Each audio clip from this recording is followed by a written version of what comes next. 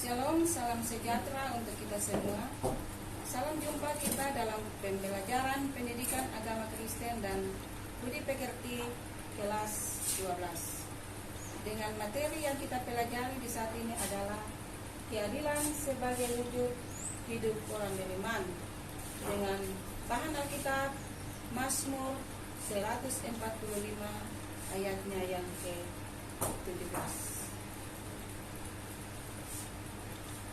Apakah Anda sudah pernah mendengar tentang kata adil? Tentunya sudah, dan itu pasti didengarkan setiap saat dalam kehidupan kita sebagai manusia. Dan hal itu sangat diinginkan oleh kita sebagai manusia.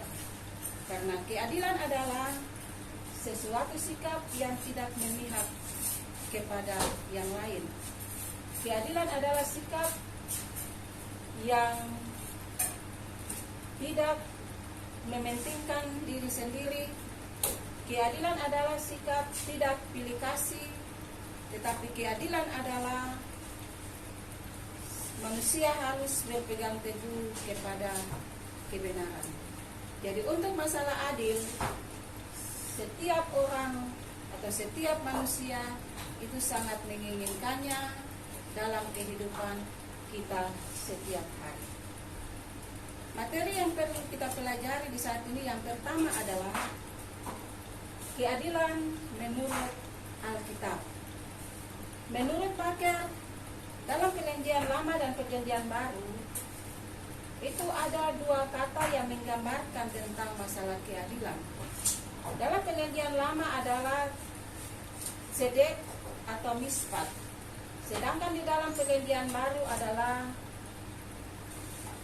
dikaiosine menurut bahasa Yunani. Dan intinya daripada kata-kata itu menggambarkan atau melukiskan tentang masalah kebenaran dan keadilan menurut hukum yang berlaku di dalam kehidupan pada waktu itu dan akan terus-menerus terjadi dalam kehidupan kita sebagai umat beragama.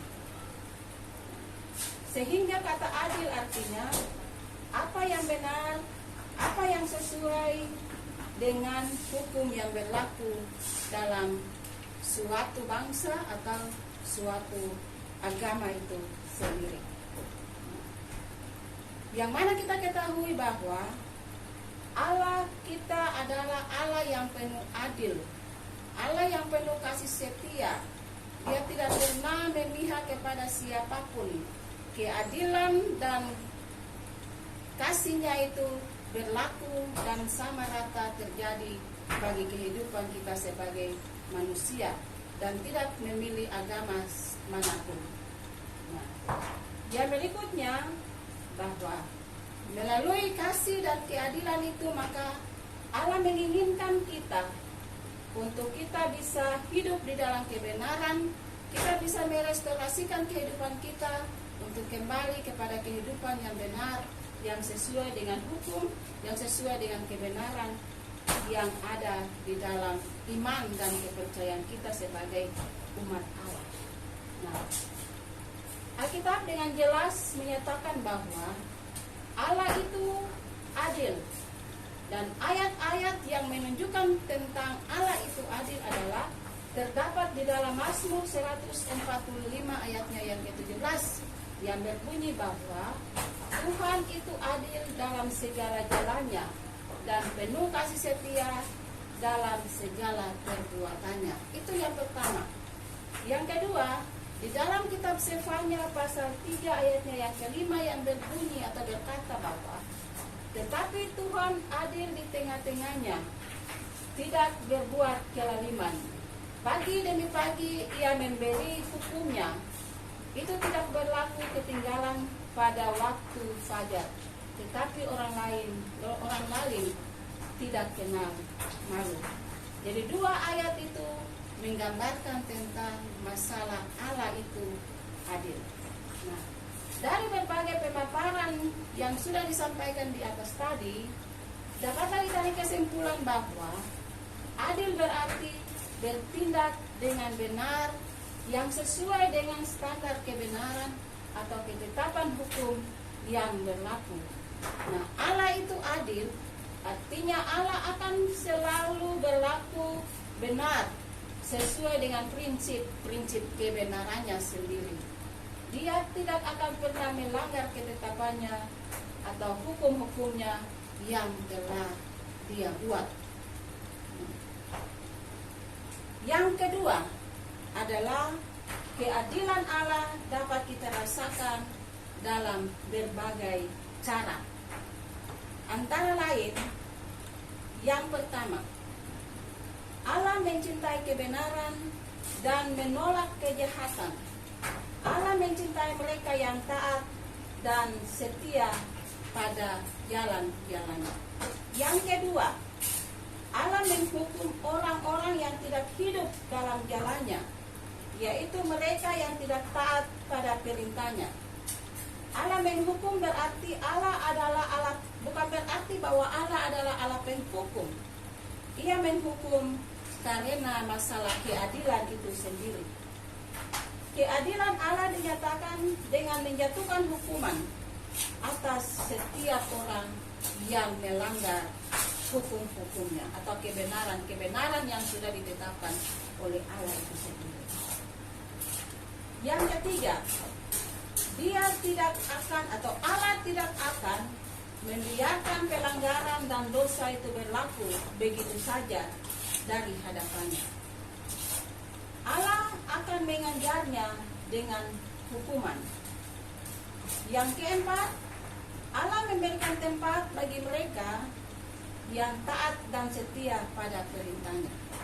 Jadi Allah menghukum manusia karena manusia melanggar ketetapannya, tetapi Allah juga akan memberikan tempat bagi mereka yang setia pada perintahnya. Semua yang dilakukan oleh manusia tidak luput dari penilaian Allah. Jika setiap kejahatan memperoleh ganjaran atau hukum, maka setiap kebaikan dan pekerjaan baik yang kita lakukan dihargai oleh Allah. Demikian, keadilan Allah dinyatakan dalam setiap tindakannya. Dia mencintai kebenaran, tetapi membenci kejahatan. Dia mengganjar setiap dosa dengan hukumnya, tetapi menghargai setiap kebajikan yang dengan pahala. Dia bertindak sesuai dengan prinsip-prinsip kebenaran yang telah Dia tetapkan. Tidak ada kecurangan sama sekali dalam diri Allah itu sendiri. Yang berikutnya, keadilan Allah menjadi amat nyata melalui kedatangan Yesus Kristus. Keadilan Allah menjadi amat nyata melalui kedatangan Yesus Kristus. Jadi lewat kedatangan Yesus Kristus, Yesus akan menebus setiap dosa dan pelanggaran kita, dan Yesus akan memperdamaikan kehidupan manusia yang sudah melanggar ketetapan dan titah Allah itu, dan mempersatukan hidup manusia itu dengan Allah kembali. Nah, dalam keadilan Allah, Allah mengirim Yesus Kristus untuk merestorasi atau memperbaiki hubungan manusia dengan Allah. Anugerah keselamatan merupakan bukti keadilan Allah bagi umatnya. Dasar dari keadilan Allah adalah kasih. Dasar dari keadilan Allah itu adalah kasih dan pengampunan. Begitupun seharusnya dilakukan oleh umatnya, oleh manusia itu sendiri. Yang ketiga, orang beriman terpanggil untuk mewujudkan keadilan dan kebenaran. Dalam hidup, ketika Allah bertanya kepada Salomo, apa yang kamu perlukan dari saya untuk saya perbuat kepadamu atau berikan kepadamu? Di sini Salomo hanya meminta hikmat dan kebijaksanaan. Sehingga menurut Salomo, lewat hikmat yang Allah berikan kepada Salomo akan mampu membantu dia untuk melakukan tanggung jawabnya sebagai seorang raja.